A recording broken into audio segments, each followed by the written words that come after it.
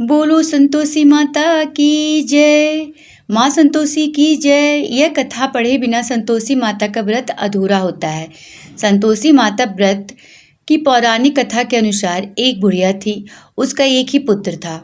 बुढ़िया पुत्र के विवाह के बाद बहू से घर के सारे काम करवाती, परंतु उसे ठीक से खाना नहीं देती थी। यह सब लड़का देखता, पर माँ से कुछ भी नहीं कह पाता।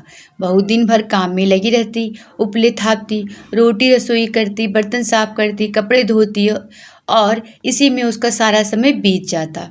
काफ़ी सोच विचार कर एक दिन लड़का माँ से बोला, माँ मैं परदेश जा रहा हूँ। माँ को बेटी की बात पसंद आ गई तथा उसे जाने की आज्ञा दे दी। इसके बाद वह अपनी पत्नी के पास जाकर बोला, मैं परदेश जा रहा हूँ, अपनी कुछ निशानी दे दो। बहू बोली, मेरे पास तो निशानी देने योग्य कुछ भी नहीं है। यह कहकर वह पति के चरणों में गिरकर रोने लगी। इससे पति के जूतों पर गोबर से सने हाथों से छाप बन गई। पुत्र के जाने के बाद सास के अत्याचार बढ़ते गए। एक दिन बहू दुखी हो मंदिर चली गई। वहाँ उसने देखा कि बहुत सी स्त्रियां पूजा कर रही थी। उसने स्त्रियों से व्रत के बारे में जानकारी ली तो वे बोली कि हम संतोषी माता का व्रत कर रही हैं, इससे सभी प्रकार के कष्टों का नाश होता है। स्त्रियों ने बताया, शुक्रवार को नहा धोकर एक लोटे में शुद्ध जल से चने और गुड़ का प्रसाद लेना तथा सच्चे मन से माँ का पूजन करना चाहिए। खटाई भूल कर भी मत खाना और ना ही किसी को देना।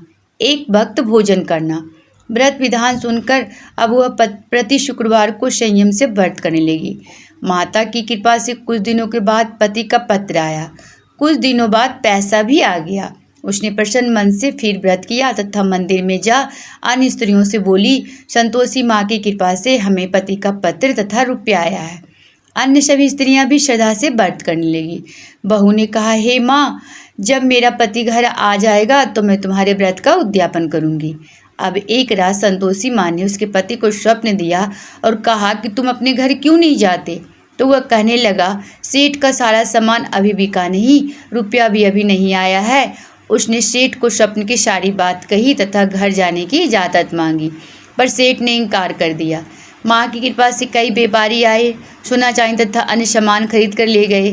कर्जदार भी रुपया लौटा गए। अब तो साहूकार ने उसे घर आने की इजाज़त दे दी।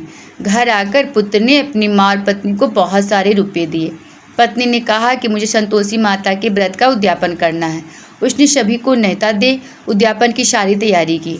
पड़ोस की एक स्त्री उसे सुखी देख ईर्ष्या करने लगी थी। उसने अपने बच्चों को सिखा दिया कि तुम भोजन के समय खटाई जरूर मांगना। उद्यापन के समय खाना खाते खाते बच्चे खटाई के लिए मचल उठे तो बहू ने पैसा देकर उन्हें बहलाया। बच्चे दुकान से उन पैसों की इमली खटाई खरीद कर खाने लगी तो बहू पर माता ने कोप किया। राजा के दूत उसके पति को पकड़कर ले जाने लगे तो किसी ने बताया कि उद्यापन में बच्चों ने पैसों की इमली खटाई खाई है। तो बहू ने पुनः व्रत के उद्यापन का संकल्प लिया। संकल्प के बाद वह मंदिर से निकली तो राह में पति आता दिखाई दिया। पति बोला, इतना धन जो कमाया है उसका कर राजा ने मांगा था। अगले शुक्रवार को उसने फिर विधिवत व्रत का उद्यापन किया। इससे संतोषी माँ प्रसन्न हुई। 9 माह बाद चांद सा पुत्र पैदा हुआ। अब सास, बहू तथा बेटा माँ की कृपा से आनंद से रहने लगी। बोलो माता संतोषी की जय। और मेरे प्रिय दोस्तों, पूरी वीडियो देखने के लिए आपको बहुत बहुत धन्यवाद।